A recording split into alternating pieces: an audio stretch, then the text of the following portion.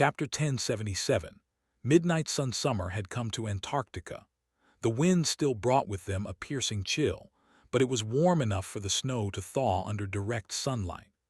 Gurgling streams of water turned East Antarctica into a land of countless brooks and numerous lakes, which all glistened in the sun or drowned in the shadows of the tall mountains. The sun itself was distant and cold, but it never disappeared from the blue expanse of the sky. Just like there had been no end to the night, now there was no end to the day. The twilight of the long dawn had gradually turned into daylight, and now that October was in full swing, the whole continent was suffused with bright radiance and would be for the next 5 months. The situation on the continent, however, was far from light. It was grim and dire, as if Antarctica had submerged deeper into an endless cycle of dreadful nightmares. The chain of nightmares was escalating with each day, and the evacuation army was forced to take more and more desperate measures to withstand it. The remains of a once thriving city were buried under thawing snow, with the skeletal remains of tall buildings rising above it like dark cliffs. This settlement had not been chosen to become a siege capital, and so it was abandoned at the start of the campaign. Now, it was nothing but a desolate ruin. From time to time, that ruin would turn into a battleground, sustaining even more damage. Currently, a furious battle was coming to an end on the streets of the abandoned city. A patrol of soldiers had been chased here by a swarm of nightmare creatures and forced to stand their ground. The humans had fought violently and almost defeated the attacking abominations. But sadly, the sounds of the combat awoke a fiend that had been slumbering in the ruins. The creature had torn a bloody path through the remaining abominations and then slaughtered the soldiers. Now, only one of them remained alive. Lieutenant Catfiend was struggling desperately with the controls of her MWP, but it was of no use. The mighty machine had been damaged too severely and toppled, its vestibular systems going completely offline. She could have brought it back up relying on nothing but her piloting skills, but most of the limb hydraulics were destroyed, and the frame itself was bent and torn, large sections of the alloy armor already missing. Even the coolant pathways were breached, turning the pilot's cabin into a scorching inferno. The paint she used to decorate its walls with drawings was blistering and melting, and Catfiend herself felt as if she was going to melt, too. But of course she wouldn't. The abomination that had slaughtered her squad was currently on top of the MWP, clawing at the war machine with its powerful limbs. The armor was parting before the terrifying claws like paper. Each strike sent a concussive shockwave through the frame, tossing Catfiend up and down in the tight confines of her safety harness. The creature was going to kill her long before the heat had a chance to. Curse it! There was just no way for her to fight against a fallen demon, and that was what the creature was, most likely. At least the awakened leader of the patrol had called it that before being killed by the fiend. But even knowing how hopeless the situation was, Catfiend stubbornly controlled the only functioning arm of the MWP, bending it at the elbow to press the 7 barrels of the kinetic machine gun installed on the forearm of the war platform to the abomination's side. The barrels spun, unleashing a flood of heavy tungsten rounds into the demon's impenetrable hide. In just a second, the machine gun spat close to 200 armor-piercing bullets. However, all of them simply ricocheted off the harrowing creature's skin, not even bruising it. The fiend was pushed slightly to the side, then glanced at the firing weapon with its mad, burning eyes. In the next moment, the abomination's claws struck, ripping through the MWP's arm and severing it entirely.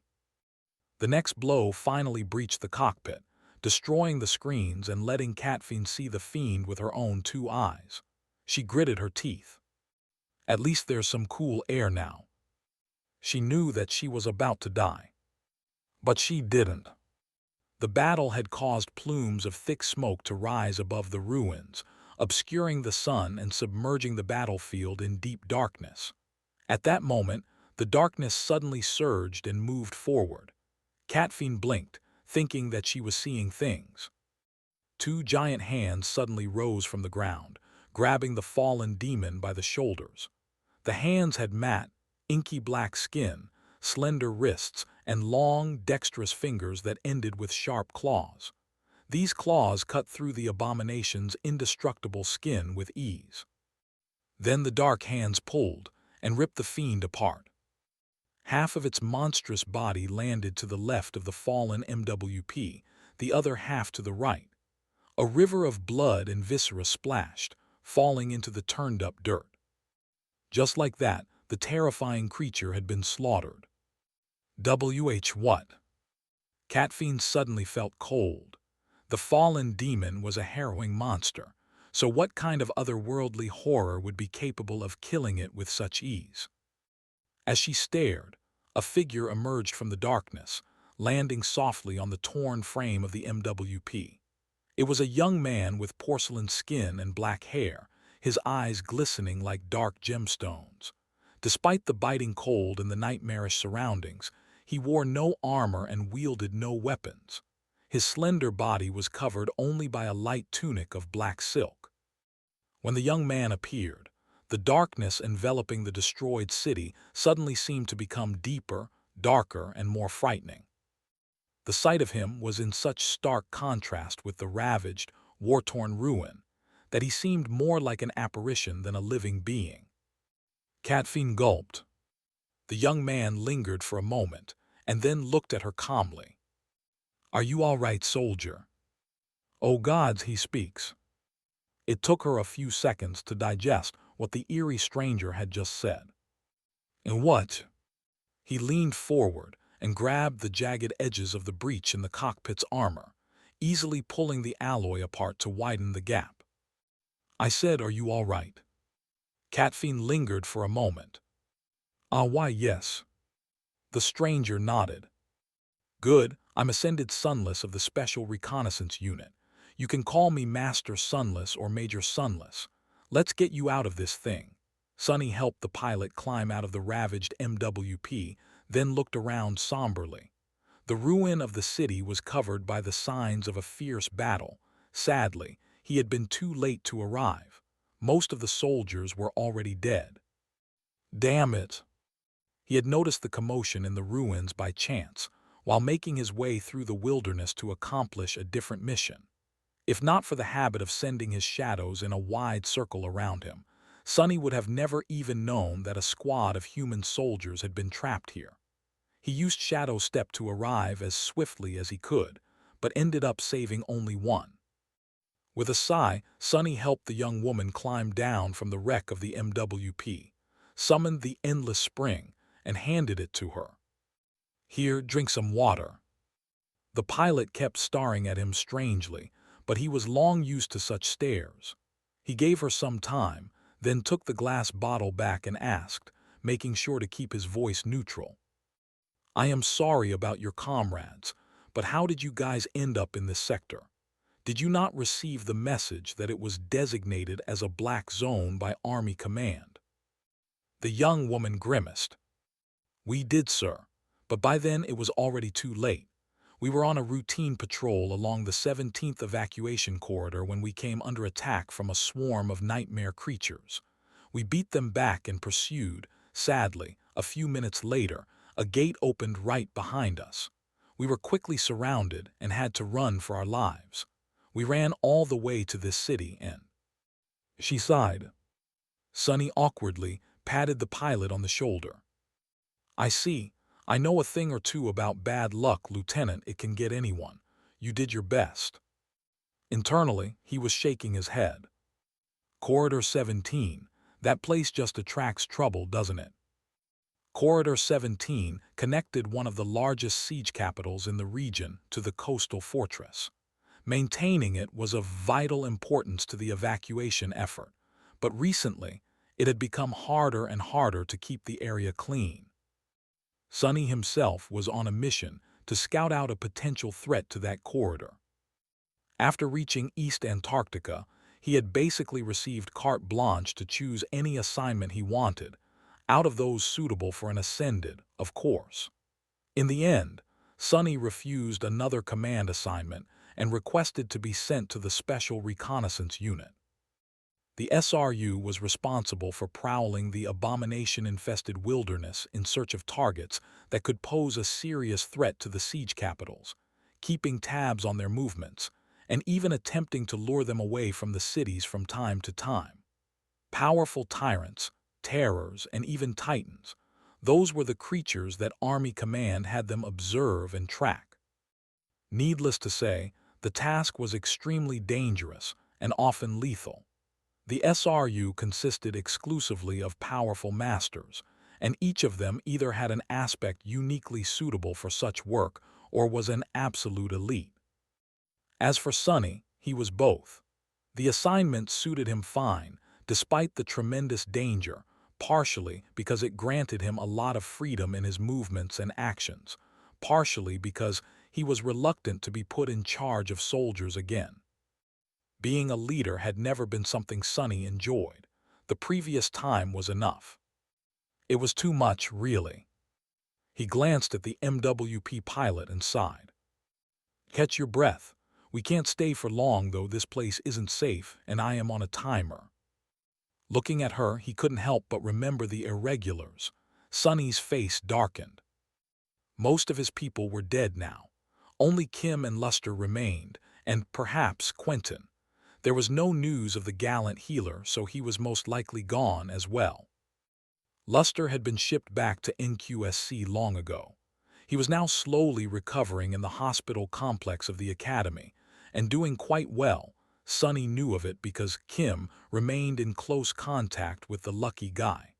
In fact, he suspected that there was something going on between them. Their young relationship, however, had to remain a long-distance one for now.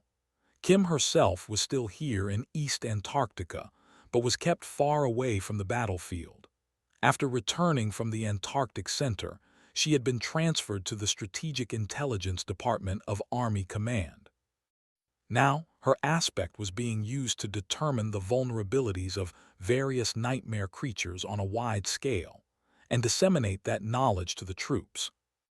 There were many such specialists stationed at Army headquarters, but Kim was doing especially well for herself. Bate had been evacuated and reached safety a while back, too. Sonny and she kept in touch, sending each other messages once in a while. However, he had a feeling that the young woman wanted to forget what had happened in the southern quadrant, at least for now. Talking to him was perhaps a painful reminder. So most of Sonny's communications were with Rain. His sister was doing well in the safety of NQSC. She was training diligently and not showing any symptoms of being infected by the spell. The serpent was protecting her, too. At least in that regard, Sonny felt somewhat assured. As for himself, ever since reaching East Antarctica, Sonny only had 3 goals: turn the ravenous fiend into a shadow, become a tyrant, and prepare for the arrival of the great clans. He had spent fragments on the little imp first, then hunted down numerous abominations in hopes of forming the 5th Shadow Corps. Now, he was mere days away from catching up to Neff. As for the 3rd goal, Sonny had made good progress on that front too. As he thought about it, his communication device suddenly came alive, and a familiar voice resounded in his ear. "Where the hell are you, Sonny?" He smiled slightly. "Sorry, Jet, I've been delayed a little. Are you still en route?" Her voice came through the static, sounding a little out of breath.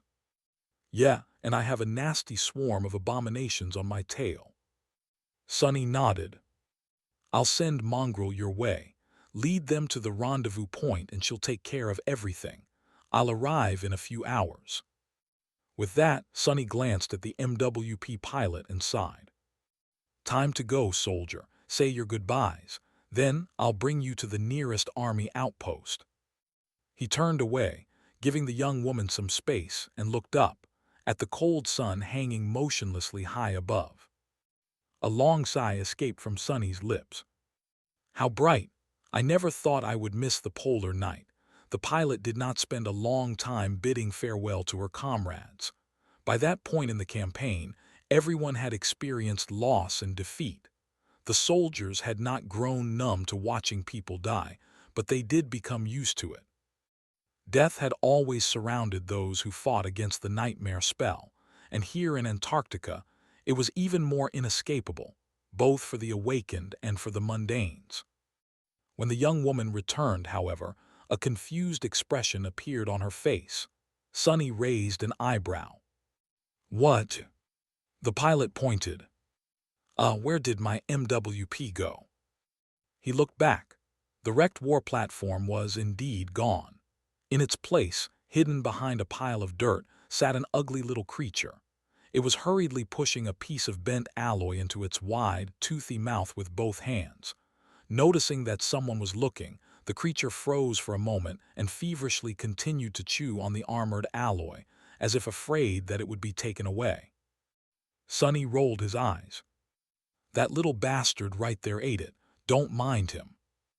It was hard to imagine that the scrawny imp had devoured the massive machine, considering that it was dozens of times larger than him.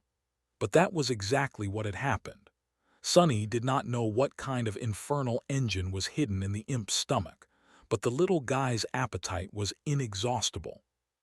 Anything that entered his mouth disappeared without a trace, and there were very few things that his sharp teeth couldn't rip apart. Sonny shuddered, remembering how he had turned the tiny wretch into a shadow. He had done it not long after arriving in East Antarctica. Before, Sonny had been planning to become a tyrant first, but that was because he needed more power fast during the siege of Falcon Scott. Now that things had calmed down, the circumstances were not as pressing. He could allow himself to delay a little and made converting the echo of the ravenous fiend a priority. Sonny had possessed 3 shadows before, but funnily enough, only one of them, Saint, came from an echo. The process of conversion itself had looked pretty much the same as the first time. In the tranquil silence of his soul's sea, 2 beams of dark light descended from one of the shadow cores. One fell on the echo of the scavenger, the other on a motionless shadow that stood with the rest of them on the still surface of the calm waters. The shadow of the ravenous fiend seemed to dissolve into the dark light, and then the echo became wreathed in black flames that seeped into its flesh, changing it on a fundamental level. The boundless spellweave that was hidden within the echo disappeared, replaced by darkness. A living shadow was now dwelling within the body of the imp instead, 4 transparent and empty embers burning in its depths. Granted, that scene was not as majestic and awe-inspiring as when Saint had become a shadow. The scrawny little bastard could not compare to the magnificent stone knight in any shape or form, after all. Nevertheless, that was how Sonny had acquired his 4th shadow. What came next, however, that he did not like to think about one bit. The imp was a blank slate and had tremendous potential for growth, but Sonny had to be careful about what he fed the gluttonous creature. Some types of food were easy to come by, but would produce mediocre results. Worse than that, he strongly suspected that some advancements would prevent more beneficial powers from taking root in the future. There was one he could not compromise on, though: affinity to shadows. And since shadow creatures were almost impossible to find, Sonny had no choice but to feed the hateful gremlin some of his own flesh again. The first time he summoned the fiend into the real world, the tiny creature looked around, then stared at him with fright and ran away, hiding behind Saint's leg. The imp then grabbed her calf with his 8 clawed fingers and cautiously peeked from behind it, trembling slightly. "Get over here, bastard." Unable to refuse Sonny's command, the imp reluctantly abandoned his shelter and slowly waddled over. The moment Sonny offered the gremlin his forearm and ordered him to take a bite, the bastard's eyes ignited with ferocious glee, though. What happened next was a truly ghastly experience for Sonny. He endured it by bitterly fantasizing about killing the vile little creature for the 2nd time. However, it was worth it in the end. The scrawny fiend regained its ability to travel through shadows. Later, Sonny learned that the process of gaining new attributes and abilities was rarely, if ever, so easy and fast. The fiend had already possessed a high affinity to shadows thanks to being one, and Sonny himself was even more unique. He was a divine shadow, after all. These two reasons made it possible for the little imp to inherit a vestige of his power in one go. As to how the bastard had managed it the first time around, Sonny had no idea. Maybe the inherent adaptability of the scavengers resonated with the innate formlessness of shadows. Maybe the wretch had simply gotten lucky. The point of it was that he couldn't just command the gluttonous scavenger to devour a nightmare creature and expect the same to happen. It took a long time and a lot of corpses, suitable ones at that, for the imp to grow in the right direction. Luckily, he was not limited to only eating flesh, which was why Sonny was currently concentrating on feeding the imp all kinds of steel, alloy, and mystical metals.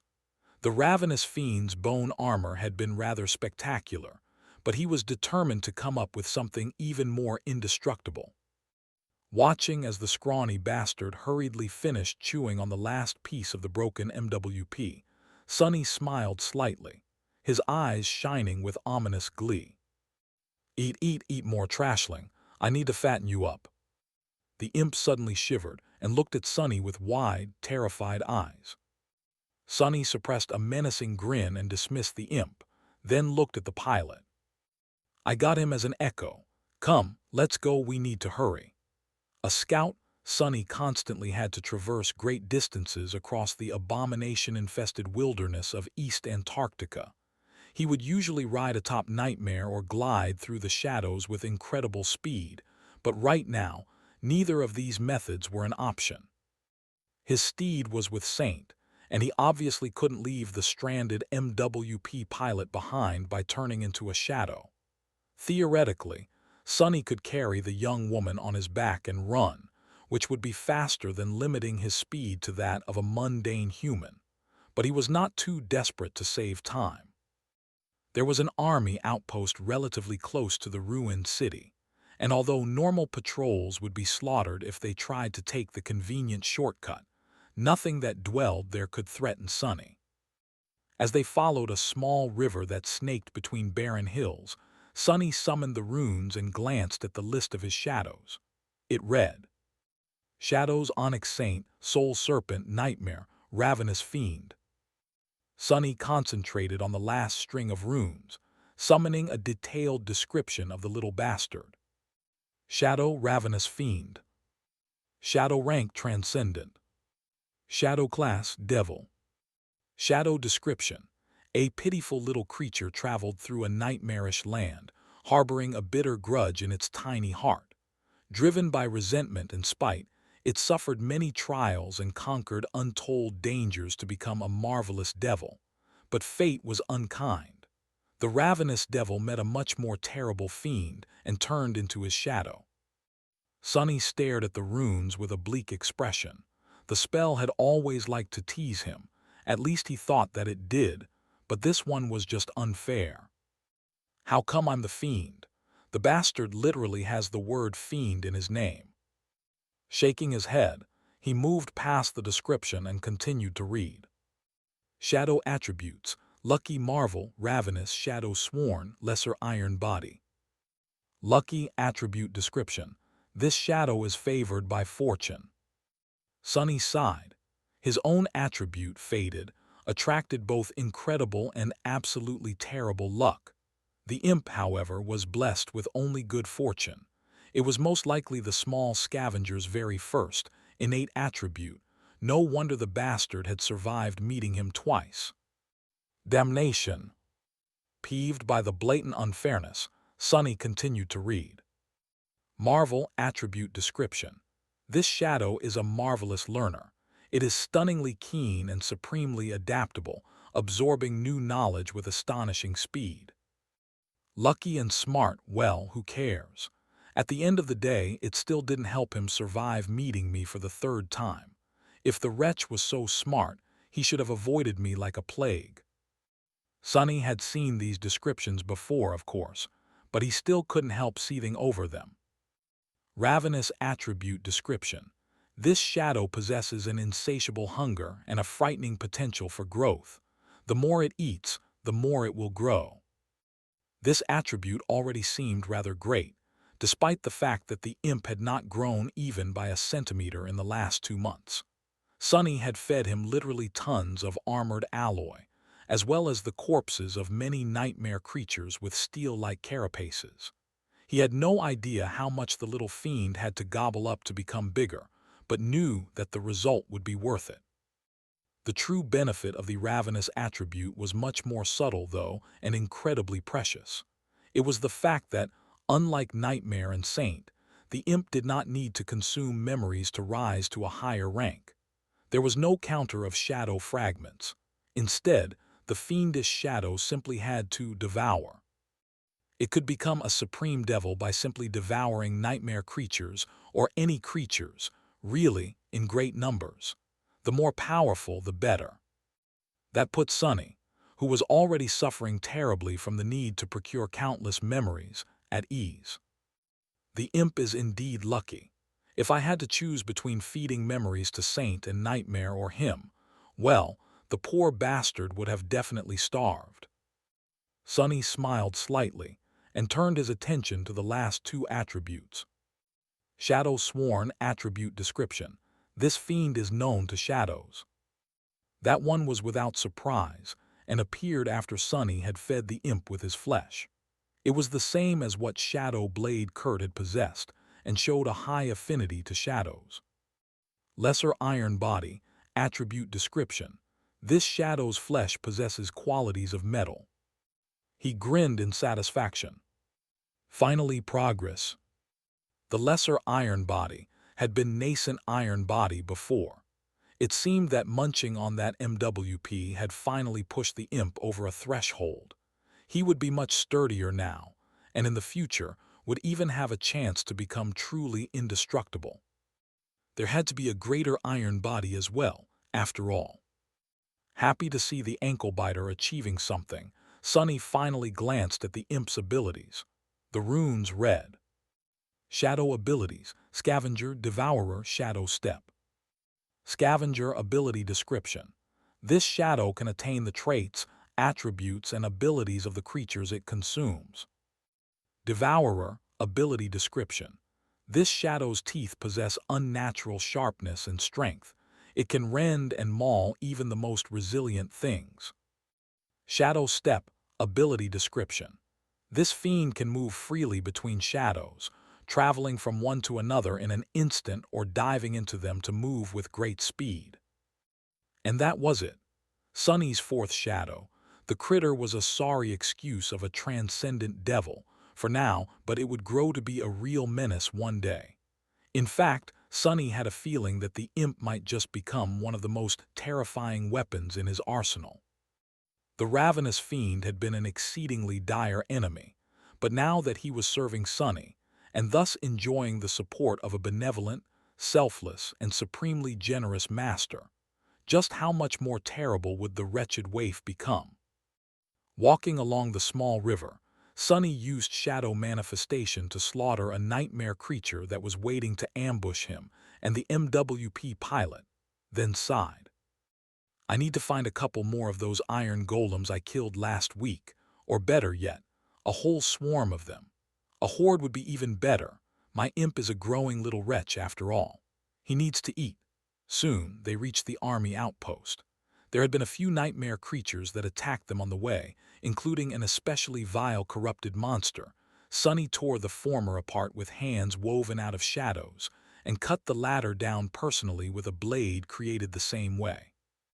These days, he tried to avoid getting his own hands dirty, mostly using shadow manifestation to slaughter the enemy. Sunny wanted to hone and refine his mastery of manifestation, and for that, he needed a lot of practice. Additionally, he felt that it was unnecessary for him to get up close and personal with every godforsaken abomination standing in his way. Perhaps it was the nature of his current mission as a solitary scout, or perhaps Sunny had simply received a chance to return to being cautious and stealthy after years of being forced to play the role of a frontline fighter in any case.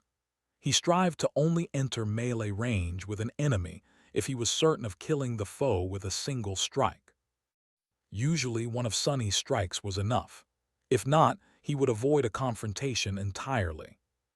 The army outpost was located underground, similar to the supply depot he had visited once in the Antarctic Center. However, as a member of the Special Reconnaissance Unit, Sonny knew very well where all the army assets were hidden. Better yet, East Antarctica had no problems with communications, well, except for the usual interference of the call, so he had been able to radio about their arrival in advance. Sonny and the surviving MWP pilot were met by a cohort of sleep-deprived awakened. Despite their visible fatigue, the soldiers stood at attention and saluted him respectfully. Their eyes betrayed a hint of reverence. This again. Sonny was met with such stares anywhere he went in Antarctica, at least among the soldiers. The First Army and the Second Army were merged into one military now, but within it, people who had been in the southern quadrant since day one of the chain of nightmares were treated with silent respect. That went tenfold for those who had been a part of the Antarctic Center contingent. The Antarctic Center had been the most terrifying battlefield of the operation yet, and almost the entire field army sent there had been wiped out. There were only a few survivors here and there, mostly those who had been among the evacuated wounded. Needless to say, Sonny was both a veteran of the Antarctic Center and an ascended. That was why most soldiers treated him with veneration. "Master Sunless, sir." He nodded at the welcoming party and handed over the MWP pilot to them. The young woman had done well keeping pace with him on the way to the outpost, but now that they had reached safety, she looked to be on the verge of collapse. Of course, it was not at all surprising. Sonny sighed and glanced at the awakened. "At ease. Take good care of the lieutenant. Oh, and by the way, I've cleared a path through the hills and dealt with the corrupted monster that had been stalking the area. If you hurry, you might harvest what is left of it before more abominations show up." The soldiers looked at each other, their eyes glinting.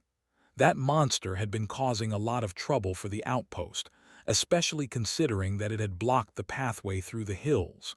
With the creature gone, logistics would become much easier for them. "Thank you, sir." Sonny nodded. "Well then, I'll be off." He looked at the MWP pilot, lingered for a few moments, and then said awkwardly, "Stay alive, soldier." With that, Sonny stepped through the shadows and disappeared from view. He had wasted a lot of time already, and was running late for the rendezvous with Soul Reaper. The soldiers remained standing there for a while, staring at the empty space where he had stood before. Eventually, one of them said, "That was him, the devil." Another nodded with a stunned face. But of course, Sonny was already far away and did not hear any of it. The sun was circling in the sky, never falling behind the horizon. He glided through the shadows where he could, ran where he couldn't. From time to time, Sonny simply hid in the shadows, waiting for large swarms of nightmare creatures to pass by. These pauses slowed him down, but they also allowed him to recover some essence. He avoided getting into fights to preserve more of it, as well, and also because there was no reason to. It was already evening, or whatever passed for one in this strange land, when Sonny drew near another ruin. The city in front of him was almost entirely destroyed and drowned by a vast lake, with only the remains of tall towers rising above the icy water. The ruin was different from the one from before, and much older. It had been left behind by the wars that humans waged on each other during the dark times, not the rampage of the chain of nightmares. Nevertheless, the drowned city was Sonny's current mission. He hid himself in the shadows of a rusted wreck and studied the ruin. There were bodies of nightmare creatures floating near one of the towers, painting the water black. Each of them seemed to have been killed by a single arrow. Sonny observed the area for a few minutes, noticing strange ripples on the surface of the lake. There were more abominations hiding underwater. Finally satisfied, he activated his comm and contacted Jet. "Reaper, it's Devil, I've arrived." A few seconds later, her voice came through the static. "Took you long enough, where are you?" He looked around. Southern shore, near an old wreck on the slope of a flat hill. Jet took a few minutes to respond. "I see it. Move west for about a kilometer, then follow a collapsed tower into the lake. From there, you'll be able to see 3 huge smokestacks. I'm in the middle one near the top. Get here as soon as possible and be careful of the water. It is teeming with schools of tiny, hungry fishes." Sunny lingered for a moment. "Got it. What about the target?" Soul Reaper responded in a few seconds, her voice sounding a bit tense. "It's in the middle of the lake. I was waiting for you to arrive before trying to get a better look." Nodding, Sunny glanced at the ripples in the cold water one more time, and then dashed out of his shelter. He reached the giant chimney without too much problem, avoiding the teeth of the vicious fish-like creatures with the help of the dark wing and a couple of perilous leaps. The structure was wide and incredibly tall, reaching at least 300 meters into the sky, and that was just the part visible above the water. There were a few holes in the frame of the alloy smokestack, so Sunny did not waste time jumping through one of them.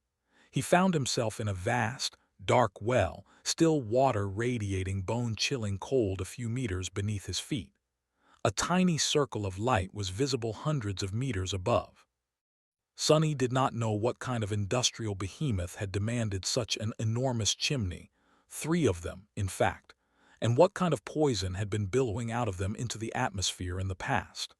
However, even now, decades or even centuries later, the air inside was acrid and hard to inhale, reminding him of the worst days in the outskirts. Grimacing, Sunny looked around, and then jumped to a piece of scaffolding a dozen or so meters above his current position. Landing noiselessly on the weathered alloy, he smiled at Saint, who had been standing there, still as a statue, holding a bow in one hand. The taciturn knight turned her head slightly, acknowledging his arrival, then indifferently continued to watch the base of the smokestack. He could feel Nightmare hiding in the darkness nearby, dissolved into the shadow form. The black steed moved, greeting him, and then grew still once again. "Good work, guys." Sunny's comm hissed. "Get up here, I'm bored out of my mind." He sighed, then turned into a shadow himself and ascended the tall structure, gliding upward in a wide spiral. As Sunny was going up the old alloy walls, he found himself involuntarily thinking about how long it would take Imp to eat the whole thing. Then he caught himself and scoffed. "Gods, what am I thinking about?" But it was really a lot of alloy.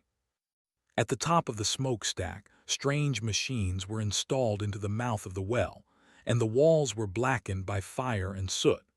The acrid smell was somewhat reduced by the proximity to the open sky. Jet was sitting on one of the pieces of machinery, her feet hanging above the abyssal drop. Noticing Sunny step out of the shadows, she closed the lid of an army-issued thermos, threw it into her backpack, and grinned. "Here you are." He nodded. "Yeah, sorry for making you wait." Soul Reaper shook her head. "I've been on a long reconnaissance mission the entire week. Honestly, having a chance to just sit and relax for a few hours was exactly what I needed." Jet had joined the Special Reconnaissance Unit just like Sunny. They mostly worked alone, but for the more dangerous missions, Army Command grouped 2 or more scouts together. As a result, the 2 of them continued to cooperate and fight side by side through most of the past few months. By now, they made for a very good team. Jet stood up and looked around, studying the ancient machinery. "Hey, do you know what these things were for?" Sunny shook his head. "No, do you?" She walked along the edge of the alloy platform and nodded. "It's a filtration system. Basically, one furnace pushed a constant stream of toxic smoke through the smokestack, and on top of it was another furnace. This one meant to burn all the toxicity out of the smoke and prevent it from getting into the atmosphere. So, each of these chimneys used to shoot out a colossal plume of fire into the sky. Must have been quite a sight, especially in winter. Sonny scratched the back of his head. It sounds kind of stupid. Jet glanced at him with a bleak expression. Well, I'm not an engineer. It must have worked. Otherwise, why waste all that time and energy on constructing filters? Anyway, let's get to the top. The faster we finish the mission, the faster we can get the hell out of this stench. They scaled the last dozen or so meters of the smokestack using an ancient, rickety ring ladder and climbed onto the lip of the giant chimney. It was as wide as a road. From here, most of the lake and the city drowned by it could be easily seen. Sonny stared down, appreciating the surreal beauty of the desolate landscape beneath them. Almost at the same time, two of his shadows reached the top of the other two giant smokestacks. Jet glanced at him. Well, he hesitated for a few moments. The one to our left is empty, but the right one, there is something hiding inside, something huge. All the shadow could see were loops of flesh coiled inside the dark well of the ancient smokestack, filling almost a third of it. Jet sighed with relief. Well, good, because we need to get to the left one. Leave that thing, whatever it is, alone. Sonny nodded, ordering his shadow to hide itself and keep an eye on the gargantuan creature. The three towering chimneys were not too far away from each other, so getting from one to another was not a problem to them. However, it was not very safe if something attacked you in the air. Staying alive would be a challenge. So, unless someone like Kai was around, at least two people were required to keep each other safe. Sonny temporarily borrowed Morgan's warbow from Saint and covered Jet as she glided across the wide gap between smokestacks using a flight memory. She reached the next chimney, then summoned half a dozen sharp throwing stars and did the same for him. Sonny used the dark wing to breach the gap and soon joined Jet. Now, they were very close to coming in sight of the target of this mission. He frowned. Do you feel it? Soul Reaper slowly nodded. Yeah, the call is much stronger here. There must be a Category 3 gate nearby. They walked to the opposite side of the smokestack and looked down. From that position, nothing obstructed their view of the middle of the lake. And there, nestled between the ancient ruins. Sonny sighed. That is going to be trouble. The two of them lowered themselves to the weathered alloy, looking cautiously over the edge. Far away, in the middle of the ruined city, an enormous body of a ghastly creature was hidden between the rubble, long swathes of it submerged into the water. The creature resembled a monstrous centipede that was at least 100 meters long. It was encased in pale chitin. No, not chitin. Bone. The giant centipede seemed to be covered in countless thousands of human skulls, all of them stuck together to form a morbid carapace. Its horrid maw was large enough to swallow an armored APC and full of grotesque bone-white teeth. On its head, two tall, dead trees grew from the carapace of skulls like skeletal horns. Making a point to only keep the abominable creature in his peripheral vision and not stare at it directly. Powerful abominations could often sense a gaze directed at them. Sonny sighed. That is going to be trouble. He had chosen to remain as quiet as possible, relying on the blessing of dusk, to convey his thoughts to Jet instead of speaking aloud. She nodded, then responded in the same manner, her voice resounding clearly inside his head despite the deathly silence and the howling of the wind. Look at its mouth. Sonny turned his head a little and watched. Far below them, the centipede twisted its long neck and convulsed, heaving. Then it opened its maw and vomited out a huge pile of moist, slime-covered bones. For a few moments, it looked as if the abomination was having problems digesting its prey. Then, however, the pile of bones moved, slowly coalescing into a nightmarish, misshapen creature.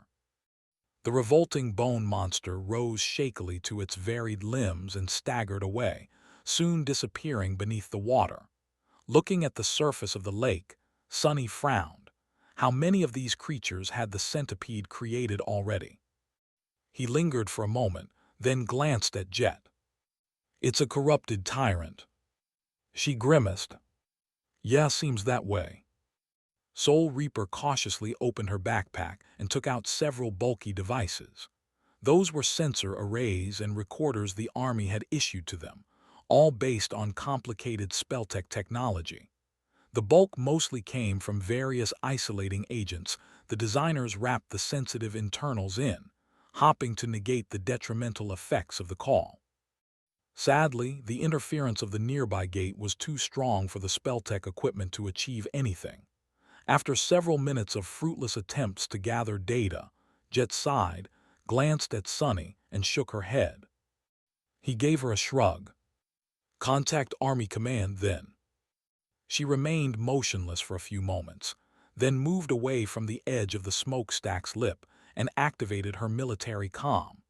The static noise must have been dreadful, but Jet still managed to deliver a message. HQ, this is Recon 4 and Recon 9. We are at the mission site, target visual confirmed, threat level Core 5, requesting analyst support. Soul Reaper waited for a few moments, then raised 3 fingers into the air. That meant they had to wait for 3 minutes. Fast, HQ is either not too busy today, or sees this mission as a top priority. The former seemed unlikely, so it was probably the latter. With a sigh, he summoned a memory. Soon, a circle of green patinated bronze appeared in his hands, with a lens of roughly polished crystal encased within. This antique-looking glass was both pretty simple and interesting in function. It was a twin memory. Somewhere in the Army headquarters, there was an awakened wielding an identical circle of patina-covered bronze, and the two were connected. That allowed the diviners and other analysts to extend their senses across the continent, even if the technological solutions failed. Memories like this were rare and extremely precious, but each of the scouts serving in the Special Reconnaissance Unit had been issued one. Sonny shifted slightly and aimed the looking glass at the distant centipede. A couple of minutes later, he sensed the memory reaching for his essence, and poured a generous amount of it into the murky crystal. The connection was established. Jet crawled back and pressed herself into the cold alloy by his side. After a few seconds, she sent Sonny a mental message. They're looking. Down in the ruins, the ghastly centipede heaved out another bone monstrosity and swayed its head lightly, as if sensing some disturbance. Both Sonny and Jet froze, holding their breaths. Shivering in the wind, he made a miserable face. That's so unfair. I'm the only one who actually needs to breathe. A few minutes passed in tense silence, then a few more. Eventually, Sonny felt the bronze circle fall asleep. The pull on his essence disappeared as well. At that moment, Jet glanced at him. Seems like Army Command is on edge about that thing. They need some time to arrange an appropriate response, though. We're to stay here and observe, reporting immediately if it starts moving. Sonny sighed, then looked around. At that height, the wind was strong and chilly. There was no shelter on the alloy lip of the giant chimney, and the acrid smell could still be felt here, permeating the air. He shook his head in resignation. Great, I'll take a nap then. Jet blinked a couple of times. Hey, how come you get to sleep first? I haven't slept in a week. Sonny stared at her gloomily, then sighed again. Fine, you go first. I'll keep an eye on the tyrant. Soul Reaper flashed him a smile, then turned on her side, put the backpack under her head, and seemed to immediately pass out. Sonny was left to observe the appalling giant centipede alone. He chewed on his lip. Why does she even need to sleep? She's dead. Sadly, Jet was already blissfully asleep.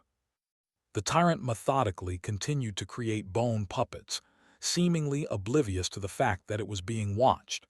The mysterious being hiding in another smokestack similarly remained passive. A few hours passed. Sonny patiently waited until his shift was over, then woke up Jet and handed the responsibility of keeping watch on the tyrant to her. Tired and bored, he tried to get comfortable on the cold alloy and closed his eyes. Seemingly a second later, Jet shook him awake. "It's on the move." Sonny rubbed his eyes, then groggily looked down. The enormous centipede was slithering through the shallow water, and the surface of the lake around it was boiling. Hundreds of bone abominations were following the polyed creature, much more than he had expected there to be. "Crap!"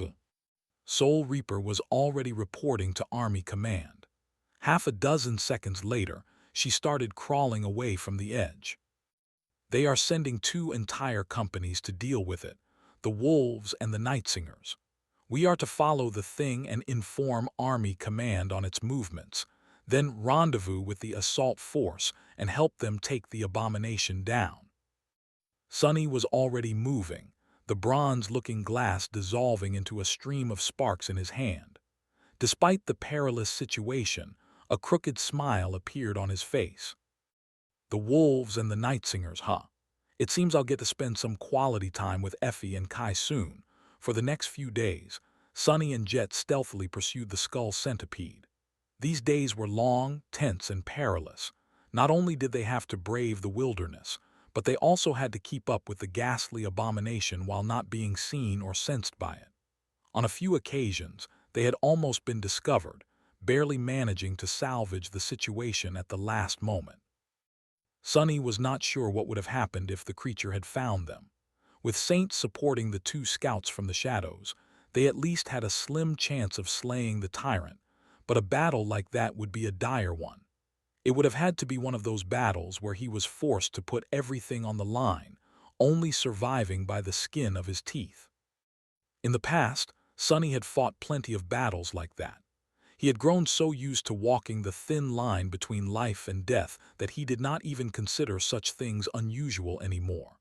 That mad balancing act was just par for the course, however. He also knew that he would not remain on the winning side forever. If he kept risking everything, his luck was bound to run out one day. After Falcon Scott, his way of thinking about things shifted. Sonny was now much more experienced, and with that experience came cold, calculating prudence. His chances of defeating the skull centipede and its army of bone abominations would be much higher with the support of 2 entire companies of Awakened. And so, he was determined to meet this enemy on a battlefield of his choosing, with the odds stacked in his favor as much as the circumstances allowed.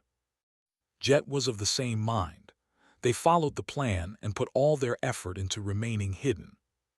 The centipede slithered across the vast plains of East Antarctica, eviscerating everything in its path. It had no mercy for the other nightmare creatures, slaughtered swarms of them like helpless ants. After each massacre, the giant abomination would devour the corpses of its prey and coil its body into a macabre burrow of skulls, then wreathe and spew out more bone fiends. The centipede's army continued to grow as it advanced through the wilderness. With each day, Sonny and Jet became more and more despondent. It had been hard to tell at the start, but now there was no denying it. The tyrant's course put it on a direct collision course with one of the siege capitals in East Antarctica. Each human stronghold on the continent was surrounded by vast masses of frenzied nightmare creatures, and even more dead ones. Tall piles of bodies covered the killing fields, growing with each passing day. If the skull centipede was allowed to launch an attack on a siege capital, it would already be bad enough. However, if it managed to gain access to all those corpses, the strength of its army would increase exponentially, and the threat posed by the creature would explode in magnitude. By then, only the intervention of a saint would prevent a disaster. The saints, however, were already busy racing endlessly from place to place, solving one crisis after another without rest. Which was why it was important to stop the abomination as soon as possible. On the 4th day of the pursuit, the centipede clashed with a whole horde of nightmare creatures, butchering hundreds of them and scaring the rest away. It dragged its massive body onto the battlefield, then got to the grisly business of consuming all the mangled bodies. One dead abomination after another disappeared into its massive maw, emotionlessly swallowed by the dreadful tyrant. Sunny and Jet were observing the process from a safe distance as they hid between two enormous boulders. On the ground between them lay a scattering of bleeding carcasses. They themselves had engaged in a short and gruesome fight with a pack of nightmare creatures just minutes ago. Now that a suitable shelter was cleared, they could rest easy for a few hours. Sunny frowned. It killed too many this time. Considering how long it takes to create a bone soldier, I'd say we'll be stuck here for a full day. The tyrant's army will grow by a lot. Jet shrugged. The more it is delayed, the better. Army command will have time to prepare. She watched the giant centipede devour its victims for a few moments, then took a few steps back and contacted the headquarters to make a report. Soon after that, Soul Reaper's icy blue eyes suddenly gleamed. Understood. She deactivated her comm and looked at Sunny with a grin. It's happening. The welcoming party has already arrived. We need to overtake the monstrosity, meet up with them, and prepare the festivities. Sunny let out a relieved sigh. Finally, a hunt like this one was not easy to arrange. Simply deploying troops outside the siege capital was a dangerous task by now. The wilderness was teeming with numerous nightmare creatures, and an expedition force risked drowning in a horde of them before even reaching the intended target. It took a lot of courage and competence to navigate a course through the enemy territory. If the target was on the move, the task only grew that much harder. Luckily, this time, Army Command was receiving constant updates on the creature's location from Sunny and Jet, so tracking its path had been easier. And now, finally, almost every piece was in place. All that remained was for the scouts to join the assault force and spring the trap on the menacing tyrant. Sunny smiled. Let's go, then. They silently abandoned their shelter and made a wide circle around the location of the skull centipede, then moved away with as much speed as they could allow themselves without risking attracting the attention of migrating hordes of nightmare creatures. Half a day later, Sunny and Jet arrived at the shore of a wide river. The landscape made it so that there weren't many places to cross it for many kilometers around, with only a single ford formed by a scattering of giant boulders. As they traversed the river, jumping from one stone to another, Sunny's comm suddenly came alive. A familiar voice came through the static. Well, it isn't frog welcome. Some of it got swallowed up by the interference, but the last word was very easy to discern. A doofus. Sunny stopped for a moment and looked at the opposite bank of the river, where a tall figure suddenly rose from the ground. Effie waved her hand and grinned. Ah, venerable Master Sunless, how nice of you to pay a visit. Sunny and Jet looked like quite the pair. Both were wearing black, which made for a stark contrast with their pale skin and raven hair. Granted, Soul Reaper looked more imposing in her fitting black leather armor. Sunny, on the other hand, wore a simple silk tunic and a pair of dainty shoes. He was also unarmed. Actually, he was perhaps the more threatening of the two. People were used to seeing Awakened wear suits of impregnable armor and wield powerful weapons. It was the sight of someone who didn't feel the need to do so, even in the deadly reaches of East Antarctica, that was truly frightening. He made the last jump, landing softly on the ground not too far away from Effie. From here, Sunny could sense hundreds of shadows somewhere nearby. He looked around, noticing mundane soldiers and Awakened hidden here and there along the river shore, all keeping watch on the surrounding area. The first irregular company had numbered 42 Awakened and 7 Masters. The two companies Effie and Kai commanded, however, were different. Unlike the special unit Sunny had belonged to, these were companies meant for general combat. Each of them consisted of close to 100 Awakened and 10 times that many mundane soldiers, complete with a platoon of mighty MWPs and a robust stable of specialized vehicles that ranged from heavy artillery to support and resupply. Two of these companies together made for a small army. Effie walked over, a wide smile on her face. "Sonny, long time no see." She looked quite impactful. His friend had always been a sight to behold, with her impressively tall stature, athletic build, and generous figure. Now, however, Effie resembled an incarnation of a beautiful war deity much more than she resembled a mere mortal. The main reason for this was her armor. It was as though Effie had been dipped in liquid steel, which then clung tightly to her body, tracing every toned, graceful line of it. Sonny had once thought that the undying chain felt like a second layer of skin. However, in his case, that was simply a metaphor. The armor of the vibrant huntress, on the contrary, could be described the same way quite literally.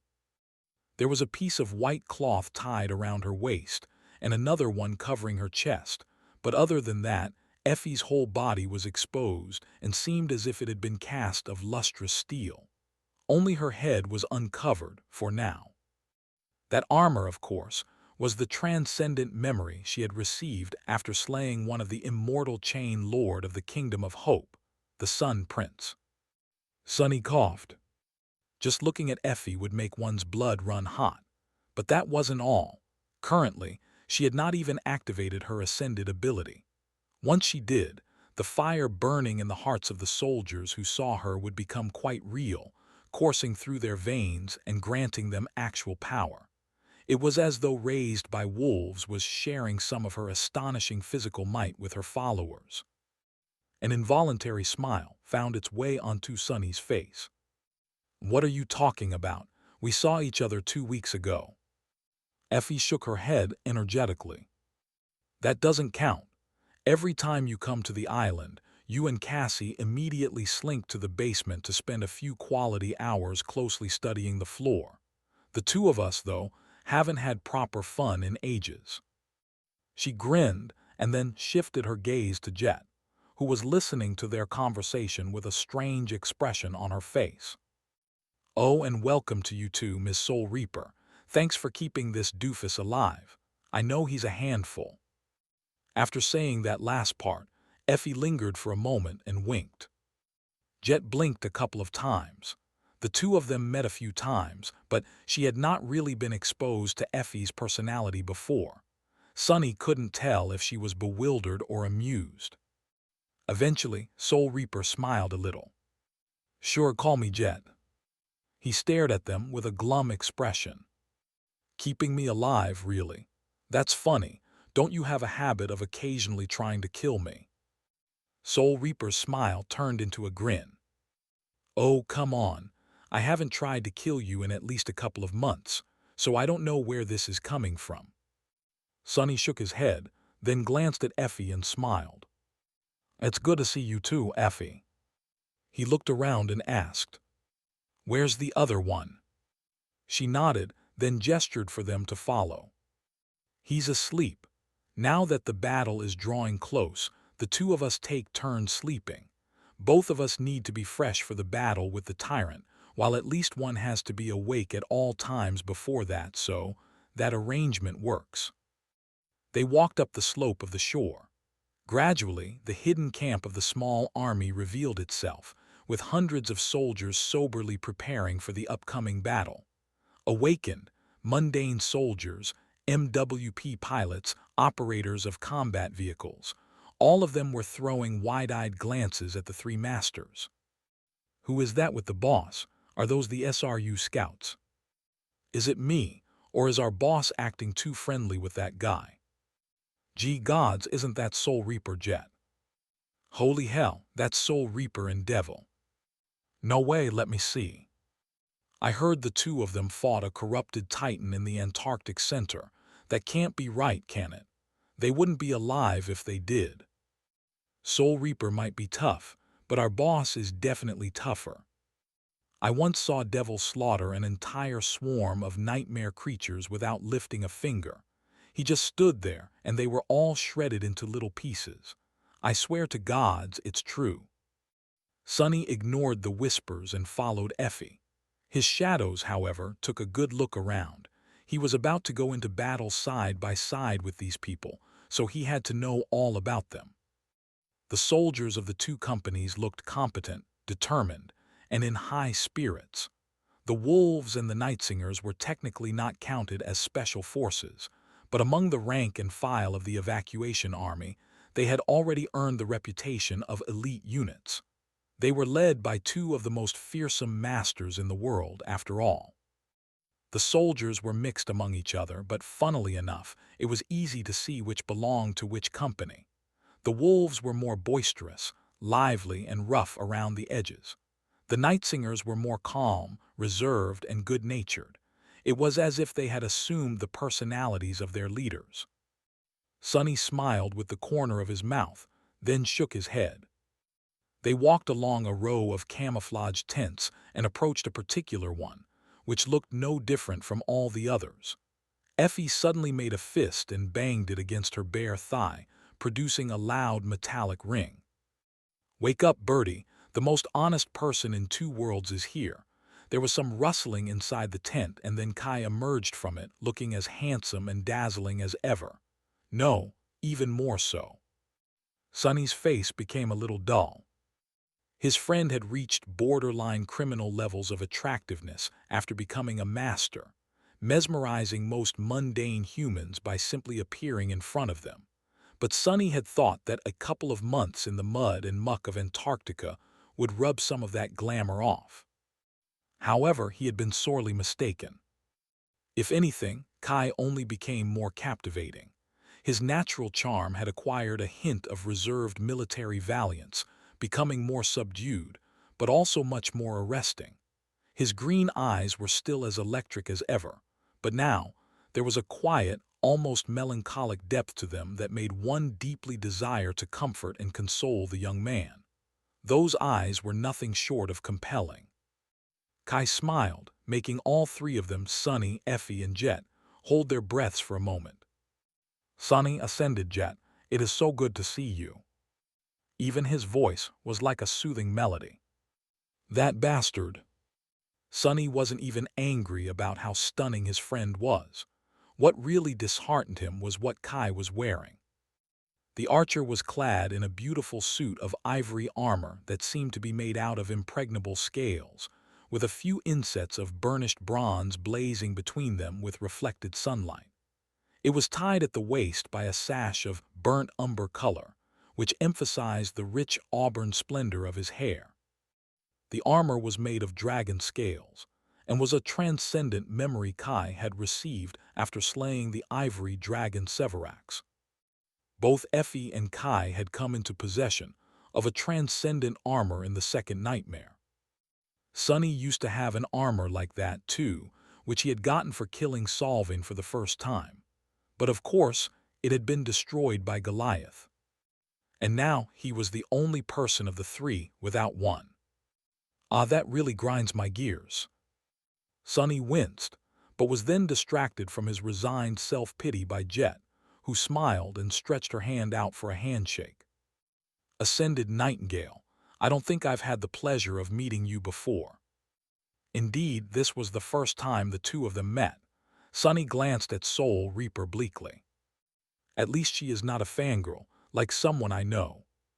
Still, Jet had not even tried to shake Effie's hand. What was up with that? The four of them exchanged a few words and headed for a larger tent that stood nearby, serving as the improvised strategy room for the small army. As they walked, Sonny briefly clasped forearm with Kai. "How are you doing?" After the things he had experienced in Falcon Scott, Sonny held a somewhat different view of the charming archer, and of what his friend had shared with him in the sanctuary of Noctis. Back then, he knew that Kai was deeply hurt by what had transpired in the Ivory City, both physically and mentally. He had been a centurion who led soldiers into a war against Solvin's zealots, only to watch his soldiers die and disappear in the flames of the dragon, and then be crippled by those flames himself. Sonny had thought that the pain of defeat and becoming a cripple was what haunted his friend the most. But after experiencing the burden and privilege of being in command, and learning how it felt to watch his people die. Now he thought differently. Kai smiled softly. I am doing well. Thank you for asking, Sonny, but I really am. I feel like I'm in the right place. Sonny nodded, thinking that he understood. Kai had always had these naive notions of what was right and wrong, and what a good person was meant to do with the power all awakened possessed. For someone like him, coming to Antarctica was, perhaps, a very sincere endeavor. He glanced at Effie. Come to think of it, the Merry Huntress had lost people in the nightmare, too. She watched all the other girls perish under the ruthless training methods of the War Maidens, powerless to save any of them. Even Cassie had experienced powerlessness and loss, with all the other priestesses and people of the Night Temple, including her cherished mentor, the one in the north, ending up slaughtered by Mordred. All of them had felt it. Did Nephis feel the same? Probably not. But then again, no one knew what she had lived through in the second nightmare. Changing Star was strangely reticent about that particular ordeal. They entered the tent, gathering around a fold-out table that had a small holographic projector placed on it. A topographical map of the area was projected into the air, with their location and the last known whereabouts of the skull centipede marked on it in red. Sonny, however, paid it no attention, still lost in his thoughts. After a while, he shook them off and honed in on the conversation. Kai was speaking. There is simply no other path. The creature will definitely try to cross the river near the ford, and so that is where we will ambush it. Jet shook her head. You are mistaken. It is large enough to ford the river anywhere. Its minions don't breathe, so they can simply walk along the bottom and crawl out of the water on the other side. The current is nowhere near strong enough to be an obstacle for them. The charming archer sighed, then nodded. That is correct, which was why I said near the ford. Not directly using the ford, the landscape is going to push the tyrant into this general area, but we have no way of knowing where exactly it will enter the river. Sonny frowned, already sensing where this was going. So what is the plan then? Effie chuckled. Well, what else? Since we don't know where it's going, we'll just have to make sure that it comes to where we want it to come. Sonny let out a resigned sigh. So, who is going to be the bait? Effie awkwardly scratched the back of her head. I mean, you don't have to if you don't want to. He remained silent for a moment, then scoffed. Kai smiled a little. Honestly, it can be any of us. Oh, I'm sorry, Master Jet. I'm afraid I'm not entirely familiar with your capabilities. What I meant to say was that Effie, Sonny, and I all have ways of making sure that we survive leading the creature to the ambush. So any of us three can go. Sonny slowly shook his head. No, I'll go. I have to contribute at an earlier stage of the battle, because I might not be of much use at the later stage. It was true. With how close Sonny was to forming the Fifth Corps, chances were that he would pass the threshold right in the middle of a furious melee. If that happened, he would have to struggle to simply stay alive. As for being useful, he was not sure if he'd be able to do anything at all. The pallid centipede was slithering across a desolate landscape, followed by an army of abominable bone creatures. Its massive body tore forward, leaving a trail of destruction in its wake. The ground was pierced and upturned by its 1,000 sharp legs, the ancient boulders shattered, the brooks of clear water spoiled with and turned into streams of poison. Soon a wide river appeared in the distance. The ghastly tyrant did not slow down, continuing its ruinous advance. Then, however, the monstrous centipede slowed down. Its appalling head swiveled, rising into the air. Its harrowing maw opened. The branches of the dead trees that served as the creature's horns swayed lightly in the wind. The wind had brought with it a strange sound, the distant weeping of a flute. The centipede lingered for a few moments, then suddenly changed direction, lunging toward the source of the discordant sound. It did not have eyes, but the black eye sockets of the countless skulls forming its carapace seemed to radiate dark, ineffable malice. The corrupted tyrant pursued the source of the simple melody. However, the flute player remained elusive like a ghost. Sometimes, the creature seemed to draw near the player, but he always managed to slip away at the last moment. All it found were empty shadows. However, at some point, the pursuit came to an end. The hideous centipede had almost reached the river by that point. In front of it was a natural ford formed by a line of enormous boulders, with only their tops emerging from the water. On the opposite side of the river, a lone human was sitting cross-legged on a stone, playing a strange emerald flute.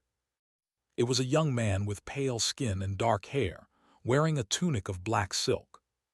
Sonny did not pay any attention to the harrowing centipede and continued to play the flute. His fingers moved nimbly, but the melody he created was pretty rough, to say the least. He sighed. I thought I improved, but maybe not. On the other shore, the tyrant froze for a second, then rushed forward. The creature dove into the river, raising a towering wave, and its soldiers followed. Some of the bone abominations jumped heavily across the boulders, most simply dove into the cold water after their ruler. Sonny waited for a moment, then dismissed the bone singer and looked at the sky. The sun was still visible, but since it was close to the horizon, its light was dim. As he watched, several things happened at the same time. First, a series of explosions thundered, demolishing the boulders of the ford. Giant fountains of water rose into the air. Second, hundreds of human figures rose from the trenches dug higher up the slope. Third, a barrage of artillery shells and tungsten rounds descended upon the bone abominations from beyond the hills. The creatures shuddered but resisted the mundane implements of war. Their progress, however, was slowed. That was when the Awakened attacked. Numerous enchanted arrows and magical projectiles rained on the soldiers of the Skull Centipede's army. This time, the damage was apparent. A hulking creature that had just fallen into the river exploded into hundreds of bone fragments. Another lost a limb. Yet another one was suddenly covered by a layer of sizzling amber liquid that corroded the bones, eating through them like acid, and more, much more. But that was just the start. Even though that initial salvo destroyed dozens of dreadful abominations, there were many hundreds of them left. There was the tyrant itself, as well. A beautiful figure that seemed to be cast of steel appeared on the slope in front of the trenches, wielding a spear and a large round shield. Her voice boomed across the battlefield, filling the hearts of the soldiers with maddened fervor. Wolves prepare for war. Sonny turned his head and glanced at Effie, feeling his blood boil from her battle cry. As he did, a strange thing happened. He suddenly felt exhilarating power rush into his body. It was as though he was suddenly as mighty as a ferocious beast, as resilient as a granite wall, and as sharp as a steel sword. And that was not just a feeling. His strength, speed, endurance, and resilience did indeed undergo a striking improvement. It was as though his body had received a comprehensive overhaul, becoming so much more suited for battle. Incredible! Every time he was exposed to Effie's ascended ability, Sonny couldn't help but feel awed. For him, who had already enjoyed the augmentation of the shadows, the physical boost was not that pronounced. But for the awakened soldiers, and especially mundane humans, it must have been a true blessing. The most frightening part, however, was that this ability had no limit to how many people could be empowered by it. Anyone who saw Effie and was deemed an ally by her would receive its benefit. Their number did not even affect the rate with which she consumed essence. The only detriment, albeit a small one, was that the soldiers had to maintain a line of sight with their commander to enjoy the boon of her power.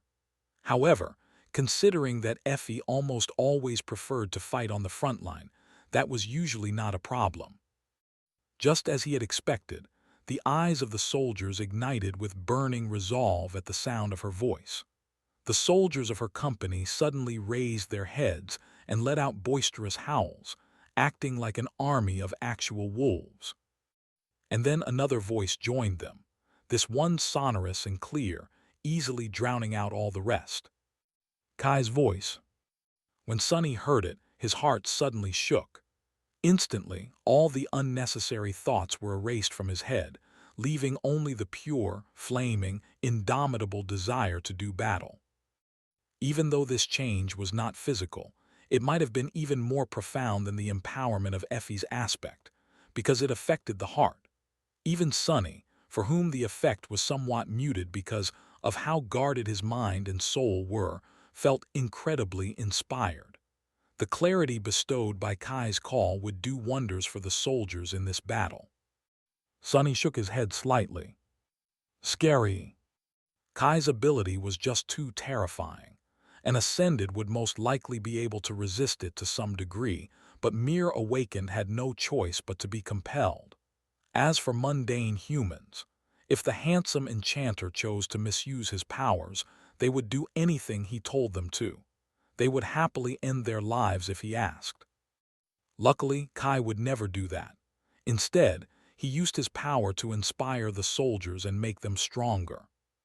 With Sonny serving as a perfect scout, Effie strengthening the bodies of the soldiers, and Kai inspiring their hearts, the threat of the corrupted tyrant suddenly did not seem overwhelming.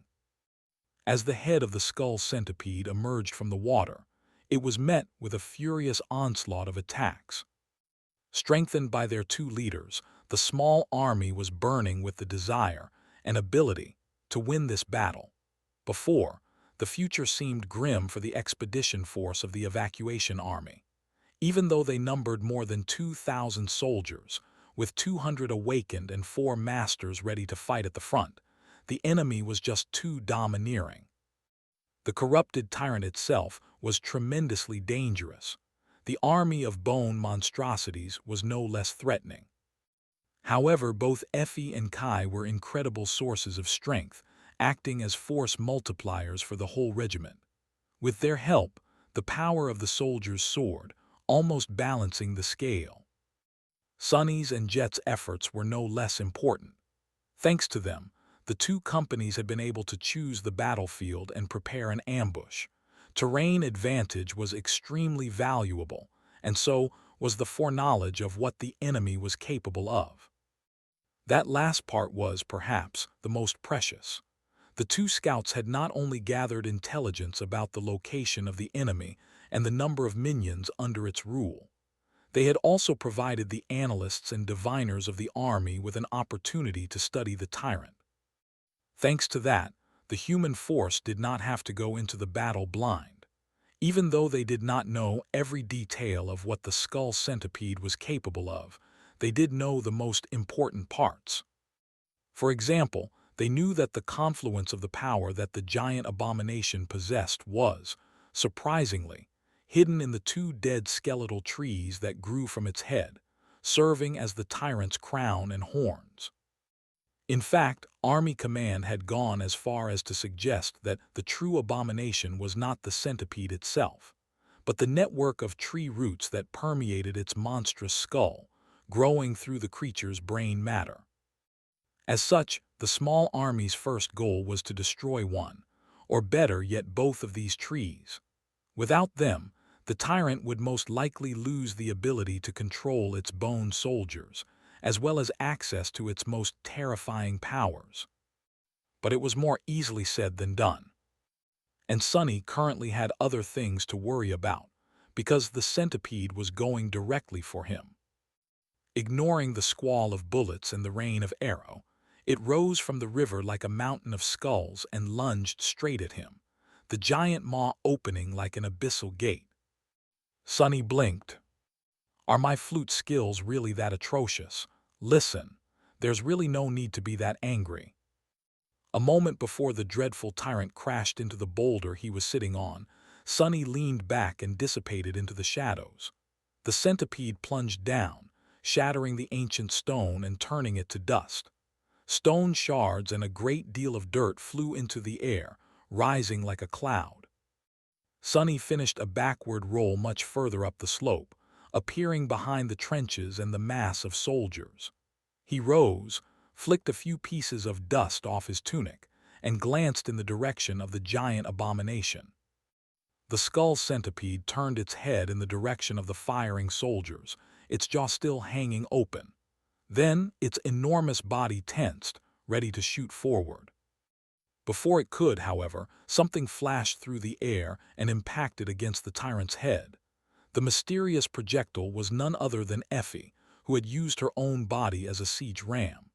After rushing through the battlefield like a hurricane, she jumped and made her body into a ball, hiding it behind the round shield. When the dusk shard struck the tyrant, numerous skulls were instantly pulverized into bone dust. However, even more were revealed, becoming visible through the crack in the morbid carapace. The force of the impact was so tremendous that it not only slowed the centipede down, it actually threw the abomination back, pushing it back into the river. Effie herself was tossed to the ground and landed in a roll, jumping back to her feet a moment later. Her sculpted steel body did not look damaged at all. If anything, the huntress looked as exuberant and robust as ever. As her war cry resounded across the battlefield, the first wave of the hulking bone abominations clashed against the line of awakened. A ferocious melee exploded into a cacophony of ear-piercing noise. The tide of nightmare creatures seemed unstoppable, as if it would easily wash the human fighters away in a wave of desperation and blood, but it didn't. The first reason for that was Jet, who threw herself into the flood of abominations a few moments before the clash and broke the enemy's momentum. Her Naginata easily passed through the layers of bone, destroying the rotten souls of the tyrant's minions. Both the bone puppets and Soul Reaper herself could be considered living dead. However, even among the dead, she was an exalted existence. The second reason was the awakened themselves. Even though most of the ghastly abominations were fallen, it barely looked as if there was a gap of power between them and the human fighters. Empowered raised by wolves and emboldened by Nightingale, the soldiers fought with might and ferocity that was far beyond what they should have been capable of. It was really quite astonishing to see. Sonny shifted a little. Time for me to enter the fray as well, I guess. He had to act restrained in this battle, however. That did not mean that he couldn't do anything. More and more bone fiends were crawling out of the river, and the skull centipede itself had already recovered from Effie's devastating blow. It was lunging forward once again, this time aiming for the ironclad huntress. Sonny opened a leather satchel that hung on the silk cord tied around his waist and took out a small, intricately engraved stone lantern. Then, he tossed it across the battlefield, aiming for the line where the shore met the cold water. As soon as the shadow lantern landed, it was as though all light was devoured from the wide area around it. Many bone abominations entered the sphere of darkness, however. None of them emerged again, as if swallowed by the shadows. Well, of course they didn't. After all, out there in the darkness, unseen, Saint was already waiting for them with the sin of solace in her hand. After unleashing her on the battlefield, Sonny concentrated on using shadow manifestation to reduce pressure on the soldiers. He tried not to destroy any of the bone abominations himself, maiming and suppressing them instead. Despite his efforts, however, a generous stream of shadow fragments poured into his soul, threatening to render him defenseless too soon. Sonny frowned, then looked in the direction where Effie was trying to distract the skull centipede and prevent it from reaching the trenches. She was holding the tyrant at bay, barely for now. A dark grimace appeared on his face. It's all up to Kai, then. High above the battlefield, hidden by the cold radiance of the sun, a small black dot was slowly growing larger. Effie was having a hard time standing her ground against the giant centipede. In fact, she was barely holding on. Even though a furious barrage of bullets, enchanted arrows, and magical projectiles was raining on the ghastly carapace of skulls, the abomination did not seem slowed down at all. Its massive body moved with dire speed, thousands of scythe-like legs tearing up the ground with each motion. The difference in size between the tyrant and the fearless huntress was just too big. Effie's only saving grace was that her body, despite being hundreds of times smaller than that of the ghastly centipede, seemed to contain truly astounding strength. She was incredibly swift and agile, as well, dashing around with stunning speed to dodge the crushing blows of the monstrous creature. Above everything else, the huntress was all but invulnerable. Her innate resilience was reinforced by two aspect abilities, and then strengthened by a transcendent armor on top of that. She had received several glancing blows from the abomination, which would have turned almost any other master into a broken corpse. Effie, however, was able to shake them off and continue to fight. Of course, there was no such thing as true invulnerability. The huntress was fine for now, but she was still dancing with death. The round shield she wielded possessed an enchantment called Indomitable, which functioned similar to Sunny's own Feather of Truth, and allowed Effie to change its weight at will. Her spear was not able to deal serious wounds to the tyrant, but its strikes must have stung. Sunny saw the creature recoiling after the huntress managed to land a solid blow. All that allowed raised by wolves to tie down the skull centipede, at least for a short while. However, it did not mean that she would win. It took all Effie had to simply match the menace of the corrupted tyrant's massive body, all her abilities, all her skill, and all her powerful memories, while the abomination had not revealed any of its powers yet. Once it did, the situation would inevitably change. And that moment had already come. As Sunny watched, Effie managed to push the centipede back once again. The shockwave of the impact threw her back as well. The huntress slid through the dirt, leaving two grooves in it. Her spear shot down, piercing the ground and bringing her to a sudden stop. A moment later, she was already lunging forward, ready to deliver another strike. However, the tyrant seemed to be fed up with their furious clash.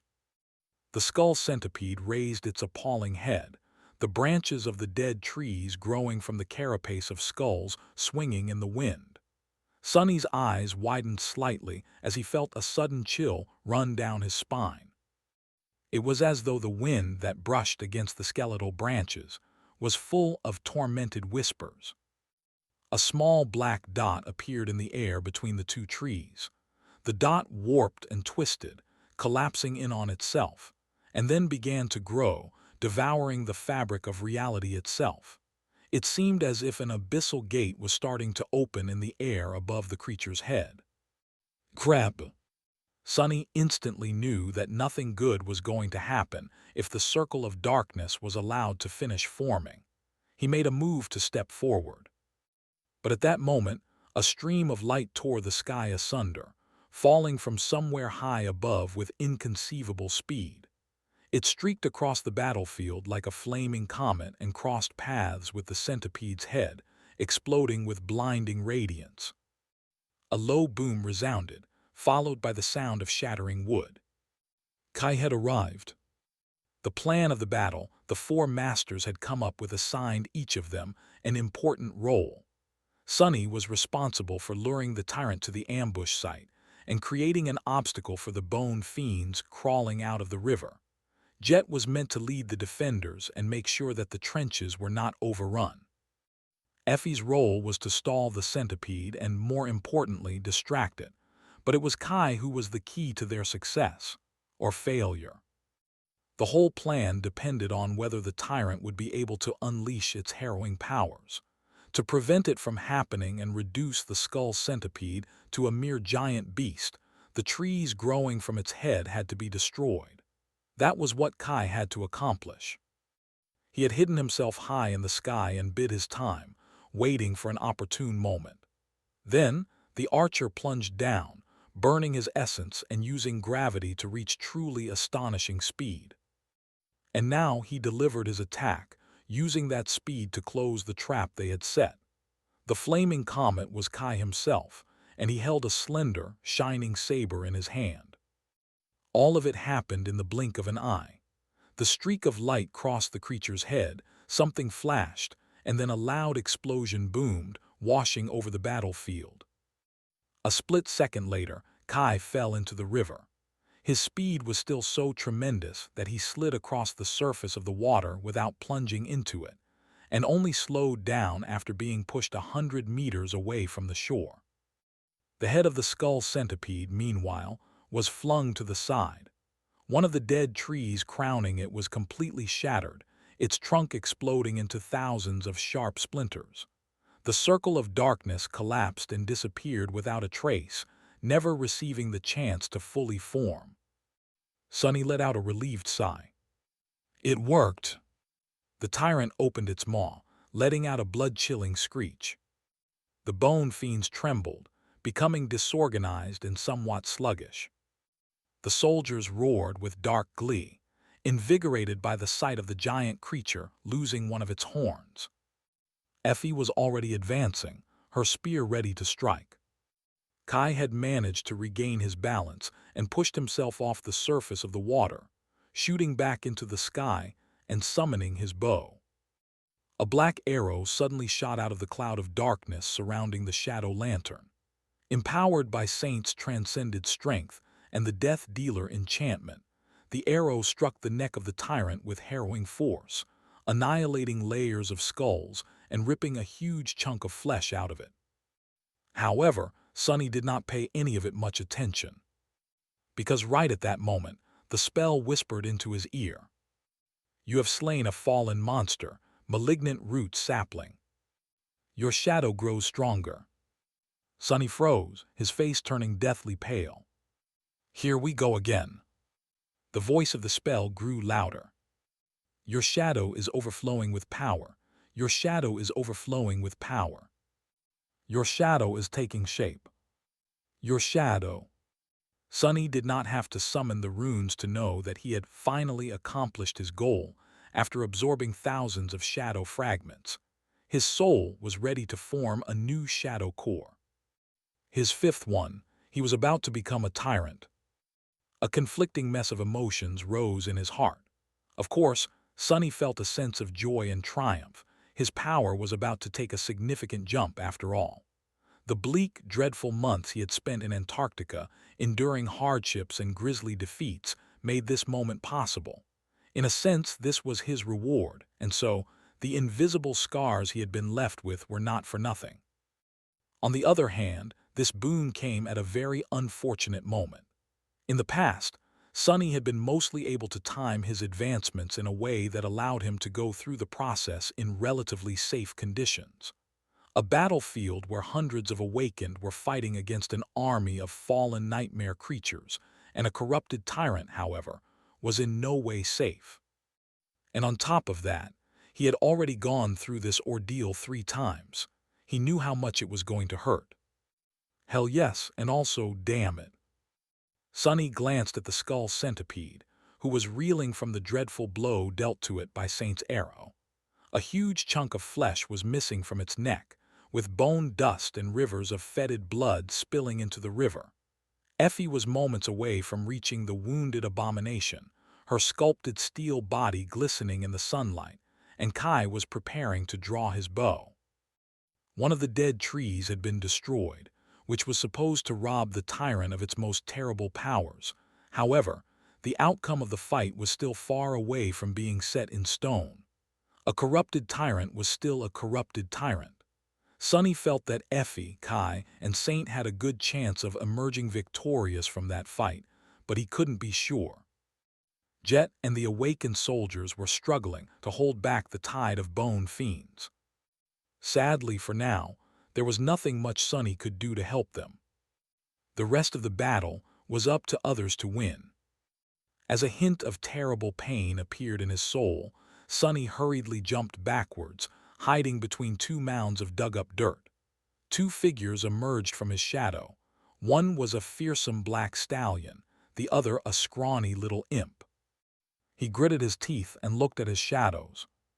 "Protect me."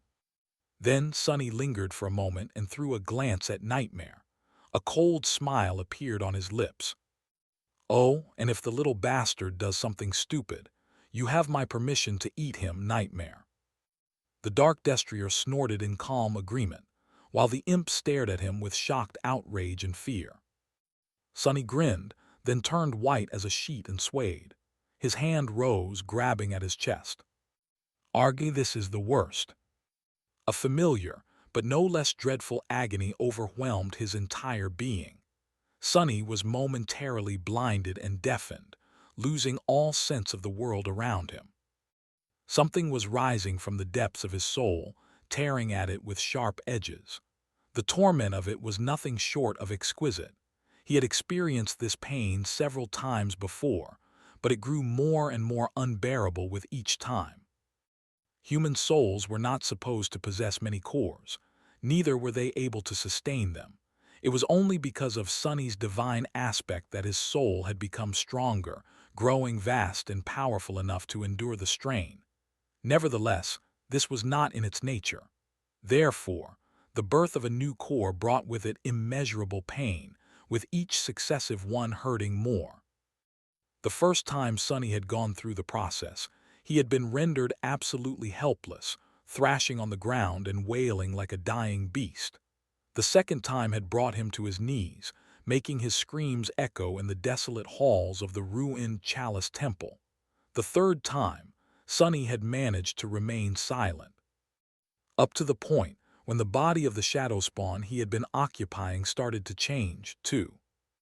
The pain had grown more intense with each new core, but Sonny had also grown more resilient. He had been through so much, and had experienced so much the journey through the endless procession of nightmares alone would have been enough to drive anyone mad. And so this time Sonny endured. He did not fall down, remaining on his feet. He did not scream. He did, however, lose all track of time and of what was happening around him. All that remained was agonizing pain and the sensation of something being born within his soul. It lasted for an eternity. But then, eventually, the eternity had ended. Sonny realized that he could hear again. He knew that because he heard the voice of the spell whisper into his ear softly. "Your shadow is complete." And mercifully, the pain ended. He inhaled deeply, trembling. He felt stronger. His body had become stronger. His reserves of essence had grown the most by far. Most importantly, he was now in possession of the fifth shadow. And he was a tyrant. A tyrant. Sonny exhaled. A complicated emotion grasped his heart. Finally, after years of struggling and chasing after something that often seemed unreachable, he had caught up with Nephi's. Sure, she was still ahead of him by a sizable amount of fragments, but they were of the same class now. They were both ascended tyrants. Strangely enough, Sonny did not care too much. He had wanted desperately to be as strong as Changing Star once. There had been a lot of reasons for him to harbor that desire, some better, some worse. And now that he had reached that goal, Sonny knew that his former understanding of what real strength was had been terribly misguided. And so, he did not really care. Still, it felt nice to be equal to her on paper, even if what was written in shimmering runes was not that important. Now for the important stuff. Sonny shifted, turning his head to observe the battlefield. There was another tyrant nearby, and that tyrant posed a threat to his friends and the soldiers. So, the creature had to be dealt with.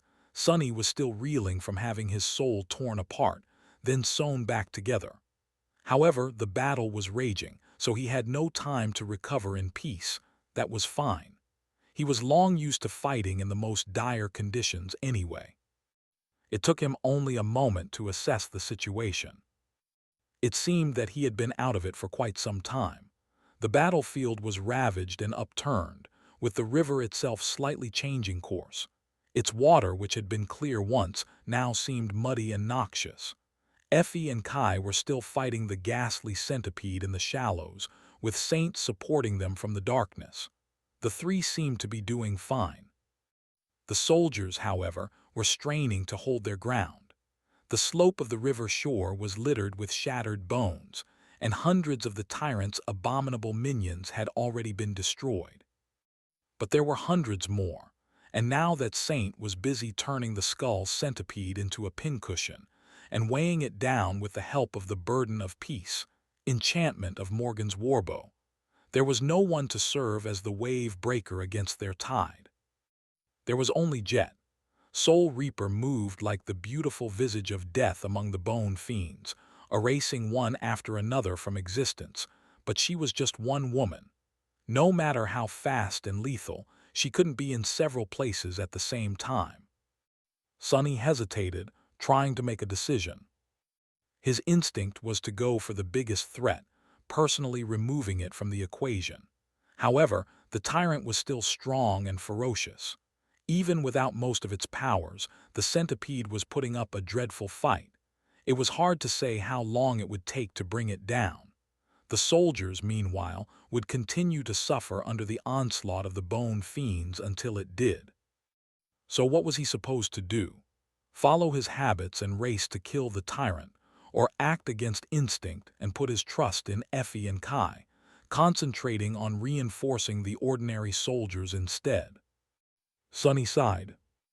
Instincts are great, but humans rose above beasts for I and thanks to reason. In the end, no matter how unnatural it felt, he could do no better than to follow the plan. The role he had been assigned was to lure the tyrant to the ambush, and then put obstacles in the path of the Bone Army to make it easier on the awakened and the mundane soldiers. So, Sonny was going to put himself between the abominations and the humans. Before lunging into the fray, he dismissed Nightmare and the little imp. They had already done their job by guarding him. Throwing the two into the mass of fallen enemies would do more harm than good. Then Sonny glanced down at the shadows gathered on the ground in front of him. The first four were his old companions, the gloomy, happy, creepy, and haughty fellows. The fifth one, however, was new. The fifth shadow seemed naive and good-natured. Even though it was not as boisterous, the guy resembled the happy shadow a little bit too much. So much, in fact, that Sonny couldn't help but feel that its amicable disposition was just a front. And behind that front, he could sense a hint of boundless deviousness. The shadow was up to no good. It was clearly full of all kinds of mischief. He raised his eyebrow and sighed. "You're a naughty one, aren't you?" The naughty shadow stared at him, radiating nothing but innocent surprise. Eventually, the shadow shook its head with utter sincerity. It seemed a little hurt. It was as though the shadow was saying, "Who, me? Oh no, of course not, I would never." Sonny squinted his eyes. Yeah, right. Well, let's go then. I don't know if you've noticed, but we're in the middle of a battle." The shadow looked at him, then scratched the back of its head and glanced at its siblings, as if unsure what to do. When the other four shadows moved forward to wrap themselves around his body, though, it quickly followed. A feeling of overflowing strength permeated Sonny's body. He inhaled deeply, getting used to his new limits, then caught sight of Effie breaking a dozen of the tyrant's legs with her round shield. Instantly, his limits were expanded even further. Sonny smiled, summoned the cruel sight, and dashed forward. At the same time, he used the Blessing of Dusk to establish a mental bond with Jet and coordinate their movements. She moved to her right. Soul Reaper was going to be responsible for the western half of the defensive line, while Devil was going to rampage in the eastern part. Shadows surged forward. In the next moment, the sound of breaking bones rolled over the battlefield. In the end, it was Kai who brought down the skull centipede. Saint had debilitated and slowed it down with her arrows, which gave Effie an opportunity to deliver a devastating blow to the creature's head, cracking its skull. Of course, that alone would have never killed a corrupted tyrant. However, it did give Kai a chance to deal a fatal strike to the ghastly abomination. Flying across the sky, he positioned himself above the centipede and drew his bow. This time, An arrow of incinerating flame appeared on its string. The heat of the arrow was so dreadful that it seemed as if the world itself was melting around it. Luckily, Kai was protected by the armor made from the scales of a dragon. Unaffected by the immolating heat, he let the fiery arrow loose. It flew down like a streak of light, entering the creature's skull through the thin crack. Then a dreadful explosion illuminated the tyrant's head from the inside. Tongues of flames and streams of smoke shot from its mouth, from the pit where the broken tree had been, and from the empty eyes of the countless skulls. The centipede's own indestructible giant skull seemed as if it was going to burst open for a moment. But in the end, it didn't. Trailing smoke and fire from its head, the creature swayed and then heavily crashed to the ground. The skull centipede was dead. With the tyrant gone, its minions lost all remaining cohesion. Effie, Kai, and Saint were also freed to attack them from behind. Caught between them and the main body of the expedition force, the Bone Army swiftly dwindled. It wasn't long before it was completely annihilated. Looking at the battlefield, which was covered in broken bones, Sunny took a deep breath. I can't believe it. A plan actually worked. I think that's a first. Thanks for watching. Please subscribe and like the video and comment down if anything wrong in the story. And if have any suggestion to a new novel or want next part of any series, comment down. Our target is to get 1K subscriber. There will be surprise for all of you. Stay tuned.